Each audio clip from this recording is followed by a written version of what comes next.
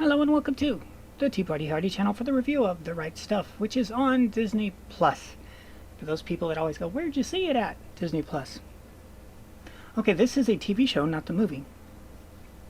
I want to introduce you to something here at the beginning that I found really weird. So here it is, The Right Stuff from Disney Plus, and this is what happens. Directed by Chris Long. Okay, I can live with that. Teleplay by Mark Lafferty and Will Staples. I can live with that. Based upon the 1983 movie, The Right Stuff, where the screenplay was by Philip Kaufman. That's weird that you would base the screenplay on the movie, considering the next credit. Watch this. Which was based on the book by Tom Wolfe. That means they ignored the source material, and instead of paying attention to the source material, they just based it on the movie. Disney, you never stop surprising us. It's like when you hired all those people for Star Wars that hate Star Wars. Why would you hire people to write Star Wars that hate Star Wars? I don't know. Why would you hire people to write a TV show based on a movie instead of the actual source material, or God forbid, the actual historical events? Okay, whatever. I am a huge fan of the original Right Stuff movie, and you will be hearing lots of comparisons between that movie and this TV show in this first review. The TV show opens with a scene with Alan Shepard and John Glenn, though you don't know that's who that is yet. Anyway, it opens up with that. And then it does that obnoxious flashback to 2 years ago. Oh my God, can they please stop doing that? That is so CW. That is so CW. Where it's like, oh, just tired of that opening scene, and then now we're going to go back and show you how we got here. No, really, just start from the freaking beginning. If it's good enough for actual humanity, and that's how the timeline works in real life, what? Oh, it's, what is it called? Trope or trite? It's not trite. Is it a trope? Cliche. No, it's cliche. Okay. Now, back to the review besides that hideous methodology.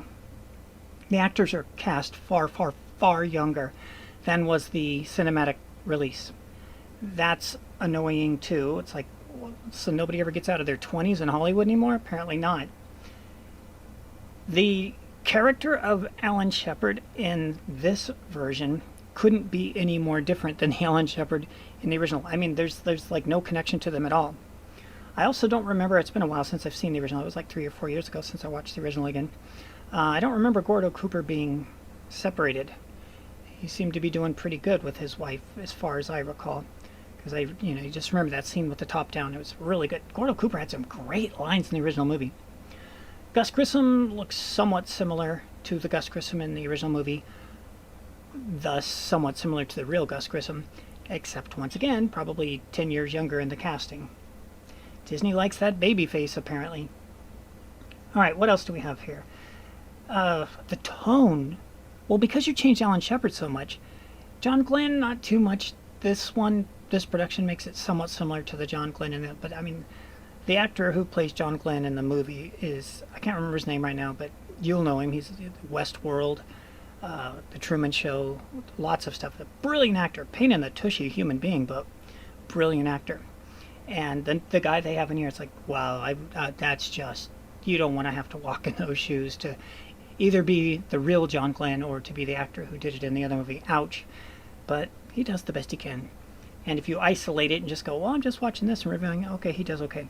But they still play him as an absolute know-it-all, diehard American. And they haven't made it funny yet. They made it funny in the original. But it's only one episode. That's the other thing. The episodes are really short. This is 45 minutes long, which is TV length, like real TV with commercials length.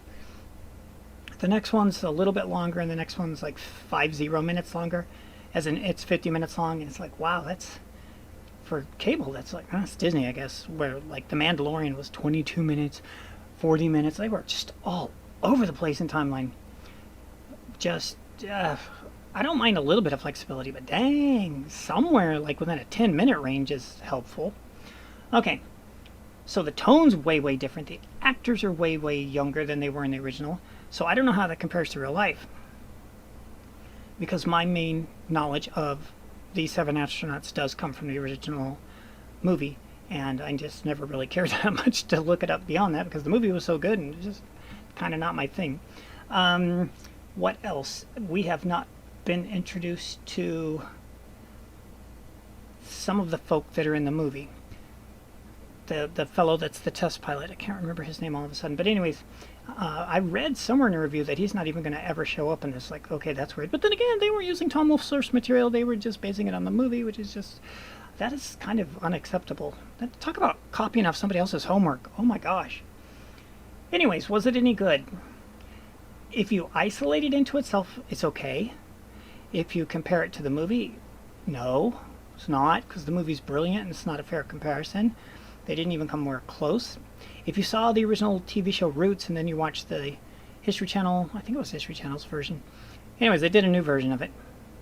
The new version of that one was actually pretty darn good as a standalone, and the upgrading was cool, but whoa, did they change a lot of characters.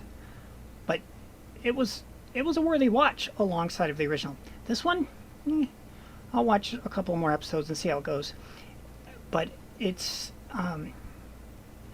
so CW, and it's God, it just feels so CW. It does. If you're okay with the CW network, it uses the same directing style, the same cutaways, the same baby-faced actors, same special effects.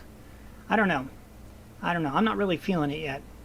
So we'll see. The pacing. How was the pacing? Pacing's okay. The costuming was kind of okay. The women's wigs were blatantly women's wigs. You could, yeah. I don't know. Out of 10 stars, I'd give it 5.5 to 6 at this point. As an isolated standing alone, without comparing it to the movie, I would give it a 6+. So we'll see what happens in the future ones. Thanks for watching. We'll see you in the future.